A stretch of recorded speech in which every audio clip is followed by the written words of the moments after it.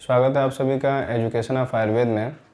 आज फिर से हम सभी द्रव्यगुण विज्ञान की जो टेस्ट सीरीज चल रही है, जो एमसीक्यू चल रहा है, उसके भाग 4 में पहुंच चुके हैं। और अगर आप देखें तो हर भाग में एमसीक्यू जो भी बताए जा रहे हैं वो 15 संख्याएं उनकी 15 रह रही हैं। तो अगर आज का प्रश्न अगर हम मिला दें तो 60 प्रश्न हमने कर लिया। तो इसको लेकर के हम 60 प्रश्न कर चुके होंगे और बार बार कहा जा रहा है कि जो भी प्रश्न बताए जा रहे हैं महत्वपूर्ण हैं, बस आपको समझना है और समझ करके उसका नोट्स तैयार करना है, ताकि परीक्षा में अगर प्रश्न दिख जाए ऐसे तो आप उसका जवाब दे पाएँ। तो देखिए आज का जो प्रश्न है पहला, वह जो है कह रहा है कि संयोग पश्चात कारण के अनुरूप कार्य न होना। मतलब कि जब कोई पदार्थ है, कोई द्रव्य है, जब एक दूसरे से मिल जाते हैं तो मिलने को हम संयोग कह रहे हैं। जब मिलते हैं तो उसे हम क्या कह रहे हैं? संयोग कह रहे हैं। तो संयोग पश्चात कारण के अनुरूप कार्य न करना, मतलब कि जैसा कारण होना चाहिए उसके हिसाब से कार्य नहीं करना क्या कहलाता है? तो अगर देखें तो कई सारे ऑप्शन है। कह रहे हैं प्रकृति सम समवेत, एक कह रहा है विकृति विषम समवेत, एक असमवायी और एक अनित्य संबंध कह रहा है। तो आप अगर देखें तो संयोग होने के पश्चात कारण और कारण न होना जो है वह विकृति विषम समवेत कहला रहा है। तो विकृति विषम समवेत का मतलब क्या है कि जब संयोग कारण के अनुसार नहीं होगा तो विकृति उत्पन्न हो जाती है। तो उसे ही कह रहा है कि विकृति सम समवेत। एक तो कारण न होने के वजह से अगर संयोग होता है तो कभी कभी क्या होता है कि उसको विरुद्धाहार के अंतर्गत भी रखते हैं। तो इसका दूसरा आंसर होगा बी। अगला प्रश्न अगर देखें तो अगले प्रश्न में कह रहा है कि आचार्य चरक किस चिकित्सक को श्रेष्ठ मानते हैं। मतलब कि आचार्य चरक के अनुसार कैसा चिकित्सक है, कैसा वैद्य है जो कि श्रेष्ठ है। तो चरकानुसार ऐसा चिकित्सक जो युक्तिज्ञ हो उसे ही वह सर्वश्रेष्ठ मानते हैं। युक्तिज्ञ का मतलब क्या है? जिसके पास युक्ति हो, अलग अलग प्रकार की वह विद्याएं जानता हो, जो उसका प्रयोग करके वह चिकित्सा कर सके। जिसके पास बहुत सारी जो है चिकित्सा की युक्ति हो तो उसे युक्तिज्ञ कहा गया है चरक के अनुसार। धनुर्धारी तो होगा ही नहीं, अभ्यासक नहीं होगा और नाम रूपज्ञ नहीं होगा। युक्तिज्ञ जो है चिकित्सक का साधारण प्रश्न है। अगर आप सही से तरीके से सोच करके अगर देखें तो जवाब आप दे सकते हैं। अगला प्रश्न देखिए। अगला प्रश्न क्या कह रहा है? अगला प्रश्न कह रहा है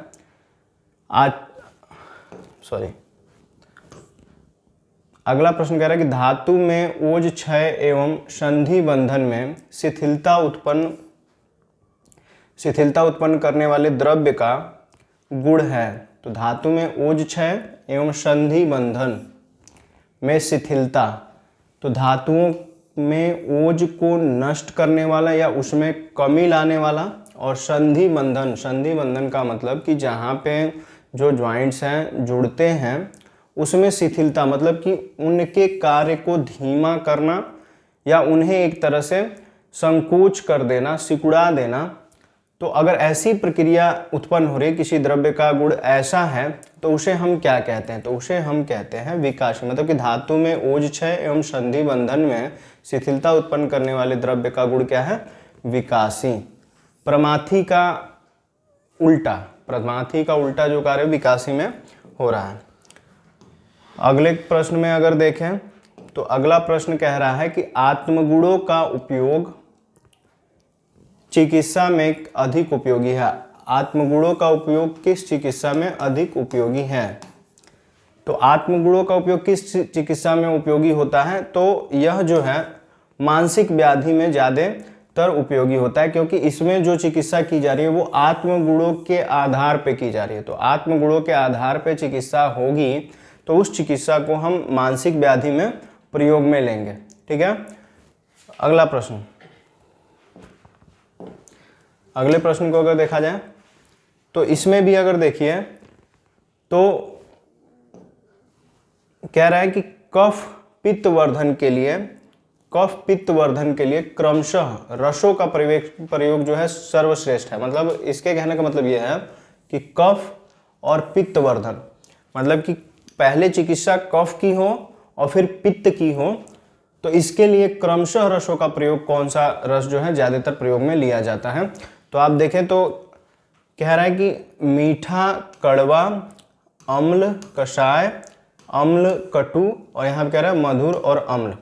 तो अगर देखें तो एक तरह से सारे जो हैं रसों को जिस हिसाब से आप पढ़ते आए उस तरह से दिया हुआ है, बस बीच वाला जो है, तो अगर आप देखें तो सभी जो है आप जैसे पढ़ते हुए आए हैं उसी तरह से सब है, लेकिन ये जो है हिंदी में है, तो थोड़ा सा आप इसमें डिफर समझ लीजिएगा। इसको हम यहाँ पे हम मेंशन कर सकते हैं मधुर और कटु कह सकते हैं, मधुर और कटु, ठीक है। तो आपको बार बार बताया गया है कि मधुर मीठे को कहा जाता है और कटु जो है चरपरे को, मतलब कि तीखे को कहा जाता है। तो आप अगर देखें तो क्रमशः कह रहा है कि कफ पित्त वर्धन के लिए क्रमशः रसों का प्रयोग सर्वश्रेष्ठ है। तो मतलब कि अगर कफ बढ़ना है तो मधुर और पित्त बढ़ना है तो कटु, इनका प्रयोग करना है। तो ये वाला जो है आप सही कर लीजिएगा, उसको थोड़ा सही कर लेंगे। अगला प्रश्न देखते हैं, छठवां प्रश्न क्या कह रहा है।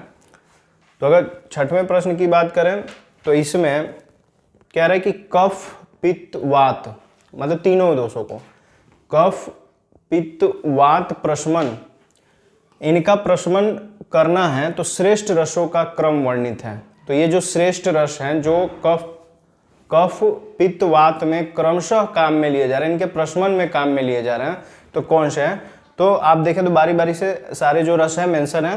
बी में आप देख रहे हैं कि कषाय, तिक्त और लवण, कषाय, तिक्त और लवण मेंशन है। तो कषाय एक तरह से कह रहा है प्रशमन करना है, मतलब कि इनको बाहर निकालना है या इनको नष्ट करना है, इनकी चिकित्सा करना है, वर्धन नहीं करना है। पीछे वाले क्वेश्चन में क्या था, वर्धन था, वर्धन का मतलब बढ़ाने की बात हो रही थी। यहाँ पे क्या किया जा रहा है, नष्ट करने की, मतलब कि प्रशमन करने की, चिकित्सा करने की बात की जा रही है। तो कफ के लिए सबसे अच्छा जो रस है जो चिकित्सा के क्रम में काम में लिया जाता है वो है कषाय, और पित्त के लिए जो प्रयोग में लिया जाता है वो है तिक्त। तिक्त जो है तीखे से नहीं मतलब है, ये है कड़वे से, तिक्त मतलब कड़वा, और लवण जो है वात की चिकित्सा के लिए लाभदायक है। तो अगर देखें तो ये तीनों रस जो है क्रमशः काम में प्रशमन के लिए प्रयोग में लिए जाते हैं। आप देखिए रसों का जो क्रम है प्रयोग अनुरूप बदला है, ऐसा नहीं कि उसी तरह से बदल गया, तो प्रयोग के हिसाब से रस के क्रम बदले हैं। उसी तरह सातवें प्रश्न में अगर देखिए तो कह रहा है कि रस निश्चिति का प्रमुख मार्ग प्रमाण है। अब रस निश्चिति का प्रमुख मार्ग प्रमाण क्या है, मतलब कि क्या प्रमाण है जिससे रस जो है शरीर में प्रवेश करता है, तो वह है प्रत्यक्ष प्रमाण। कौन सा, प्रत्यक्ष। तो रस निश्चिति का प्रमुख मार्ग प्रमाण है प्रत्यक्ष, ठीक है। आगे अगर देखें तो अगला प्रश्न क्या कह रहा है, अगला प्रश्न कह रहा है कि सौम्य प्रकार के रस के अंतर्गत वर्णित है, मतलब कि ऐसा रस जो सौम्य प्रकार में है, तो सौम्य प्रकार के अंतर्गत जो रस वर्णित है उसे हम क्या कहते हैं, तो उसे हम कहते हैं मधुर, तिक्त और कषाय। ये तीनों जो रस हैं सौम्य प्रकार में आते हैं, तो इसलिए लास्ट वाला ऑप्शन जो है सही होगा। तीनों जो रस हैं मधुर, तिक्त, कषाय, बस कटु को हम छोड़ देंगे। कटु को क्या, तीन अन्य जो हैं वो सौम्य प्रकार में नहीं आते, ये सौम्य प्रकार में आते हैं, ठीक है। उसी तरह से अगला प्रश्न अगर देखा जाए 9वां, तो कह रहा है कि आग्नेय प्रकार के रस में रस को समाविष्ट किया गया है। आग्नेय प्रकार के रस में मतलब कि ऐसा प्रकार जिसमें अग्नि एक तरह से उत्पत्ति होती है, तो इस प्रकार के रस में किसकी संतुष्टि हुई है। तो आप आसान प्रश्न है, आप अगर देखें तो कटु जो है, बार बार हम जब कह रहे हैं कि कटु जो है तीखे को कहते हैं, तो यह क्या करता है, अग्नि का वर्धन करता है, ठीक है। तो इसलिए आग्नेय प्रकार के रस में जो समाविष्ट है वह कटु होता है। अगला प्रश्न, अगर 10वें प्रश्न में देखा जाए तो वह है भद्र काव्य के अनुसार, भद्र काव्य के अनुसार रस एक ही है डैश जो से अभिन्न पदार्थ है। अब किससे अभिन्न पदार्थ है, एक ऐसा रस जो है जो डैश से अभिन्न पदार्थ है, तो वह जो है जल से, किससे, जल से अभिन्न पदार्थ जो है। भद्रकाव्य जो है ये कहते हैं कि रस एक ऐसा पदार्थ है जो जल से अभिन्न है। क्या है, जल से अभिन्न है, जल से भिन्न है। इसमें क्या है, जल में क्या है, स्वादु नहीं होता है, इसलिए वो कह रहे हैं कि जल से अभिन्न है। अगला प्रश्न देखिए, भौम आप्यादि। भौम का मतलब क्या है, इसमें पृथ्वी महाभूत है इसलिए इसे भौम कहा जा रहा है। आप्य क्या है, जल महाभूत है, ठीक है।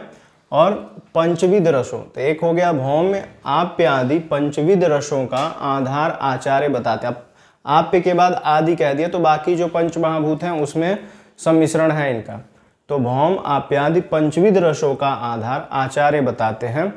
तो आधार क्या है इन पंचविध रसों का, तो इनका आधार जो है कौन बताता है, किस आचार्य ने बताया है, तो कुमार भारद्वाज ने बताया है। किसने बताया है, कुमार भारद्वाज ने। तो भारद्वाज ने बताया है कि जितने भी पंचविध रस के आधार हैं वो सभी जो है इनके द्वारा बताए गए हैं। मतलब कि इनका कहने का मतलब ये है कि जो भी रस हैं उनमें जो पंच महाभूत होते हैं उनका सम्मिश्रण होता है, और ये कुमार जो भारद्वाज हैं वो बताते हैं। अगला प्रश्न अगर देखिए तो कह रहा है कि हिरणाक्ष कौशिक ने, यह भी एक आचार्य का ही नाम है, हिरणाक्ष कौशिक ने कौशिक के आधार पर चतुर्विध रसों का उल्लेख किया है। तो हिरण्याक्ष कौशिक के आधार पर किन जो चतुर्विध रस हैं उनका उल्लेख है। तो देखा जाए तो रुचिकर और अरुचिकर, इन्होंने क्या किया है, रसों का उल्लेख जो है रुचिकर रुचि के हिसाब से और अरुचिकर अरुचि के हिसाब से उनका उल्लेख किया है। अब रुचिकर का मतलब ऐसे स्वाद जो हमारे रुचि में हैं, जो हमें अच्छे लगते हैं, और अरुचि का मतलब जो हमें अच्छे नहीं लगते हैं। तो इसको आधार मान करके जो हिरण्याक्ष कौशिक है उन्होंने चतुर्विध रसों का उल्लेख किया। अब चतुर्विध रसों का मतलब क्या है, इन्होंने ज़्यादातर रसों की संख्या जो 4 ही बताई है, 4 तरह के रस का ही वर्णन ये करते हैं। उसी तरह से अगर आगे देखा जाए 13वां प्रश्न, तो इसमें कह रहा है कि आचार्य ने अव्यक्त को रस के प्रकार में अंतर्भूत किया है। मतलब कि किस आचार्य ने अव्यक्त रस के प्रकार को अंतर्भूत किया है, तो वह आचार्य हैं बर्डिस, ठीक है। बर्डिस जो आचार्य हैं जिन्होंने क्या किया है, अव्यक्त को रस के प्रकार में अंतर्भूत किया। मतलब इनके कहने का मतलब यह है कि रस तो 6 हैं ही, और एक ऐसा भी रस होता है जो अव्यक्त होता है, जिसमें स्वाद नहीं होता है, जो महसूस नहीं किया जा सकता है। तो एक ऐसा भी रस है जो कि अव्यक्त होता है। तो यह कह रहे हैं बर्डिस, कह रहे हैं, कौन कह रहे हैं, बर्डिस। अगला प्रश्न, अगले प्रश्न में देखिए कह रहा है आचार्य चरक और सुश्रुत महाभूत को मिठास जैसे 6 स्वादों का गर्भ माना जाता है। तो कह रहा है कि आचार्य चरक और सुश्रुत किस महाभूतों की बात कर रहे हैं, कि किस महाभूतों के अंतर्गत मिठास जैसे 6 स्वादों का गर्भ माना गया है। मतलब कि जो 6 स्वाद हैं उसमें किस महाभूत का सम्मिश्रण माना गया, ये चरक भी मानते हैं और सुश्रुत भी मानते हैं। तो सभी रसों में जो महाभूत हैं उसमें से एक भूत जो है सम्मिश्रित होता है इन आचार्यों के अनुसार, और वह जो भूत है उसे जल महाभूत के अंतर्गत ये रखते हैं। मतलब कि यह मानते हैं कि जल जो है 6 रसों में सम्मिश्रण इसका होता है।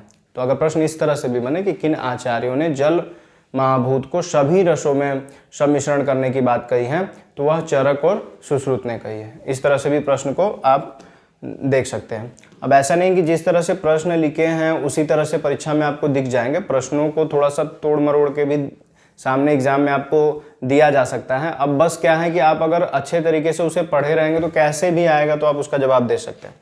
15वां प्रश्न देखिए, कह रहा है किस रस में वायु और आकाश महाभूत, किस रस में, ये 2 महाभूतों की बात कर रहा है, वायु और आकाश महाभूत की अधिकता होती है। तो आपने अगर पढ़ा होगा तो ज़्यादातर चरक और सुश्रुत का ही उल्लेख आता है, बार बार रसों में जो महाभूतों का सम्मिश्रण करके दिखाया गया है कि किसका कौन सा मिश्रण होता है। तो उसी के हिसाब से अगर देखा जाए तो वायु और आकाश महाभूत का सम्मिश्रण जो है किस में मिलता है, तिक्त रस में मिलता है। मतलब कि तीखे रस में दिया गया है, इनके द्वारा जो वर्णन किया गया उसमें बताया गया कि तीखे रस में जो है वायु और आकाश महाभूत का वर्णन इनके द्वारा किया गया, कि मतलब इनकी उत्पत्ति या इनका जो स्थान है उसमें पाया जाता है। तो इसमें हमने 15 क्वेश्चन जो है इसको कवर कर लिया, और जल्दी ही अगला जो MCQ है लेकर के आप सभी के बीच में होंगे और उसको इसी तरीके से एक्सप्लेन करके बताया जाएगा। इम्पोर्टेंट चीज़ ये है कि आप पढ़ाई कैसे कर रहे हो, भर्ती परीक्षाएं होंगी और अपने समय अनुसार होंगी। पाठ्यक्रम के अनुसार जो आपका उत्तर प्रदेश बोर्ड का जो पाठ्यक्रम है उसके हिसाब से आपको पढ़ाया जा रहा है, और जो भी चीज़ें पढ़ाई जा रही हैं वो पूरे विस्तृत तरीके से पढ़ाई जा रही हैं, अच्छे तरीके से पढ़ाई जा रही हैं हमारे द्वारा। तो और बेहतरीन तैयारी अगर आपको करनी है तो आयुर्भास्कर ऐप पे क्लासेस ज्वाइन कर लीजिए। समय निश्चित है, और ऐसा ना हो कि समय बीत जाए फिर आप पछताएं कि नहीं हमने क्लासेस नहीं की, हमें कर लेनी चाहिए। तो ऐसा कुछ ना हो जिससे आपको पछताना पड़े। अगर वीडियो इम्पोर्टेंट लगती है तो आप अपने क्लासमेट्स, अपने सहपाठियों के साथ इसको शेयर कीजिए। और वीडियो में जो चीज़ें आपको नहीं समझ में आती हैं, जैसे कोई डाउट्स रह जाता है, तो आप कमेंट में लिखिए ताकि हमें समझ में आए कि आपको क्या चीज़ें समझ में नहीं आई। बाकी वीडियो में लास्ट तक बने रहने के लिए आप सभी का बहुत बहुत धन्यवाद।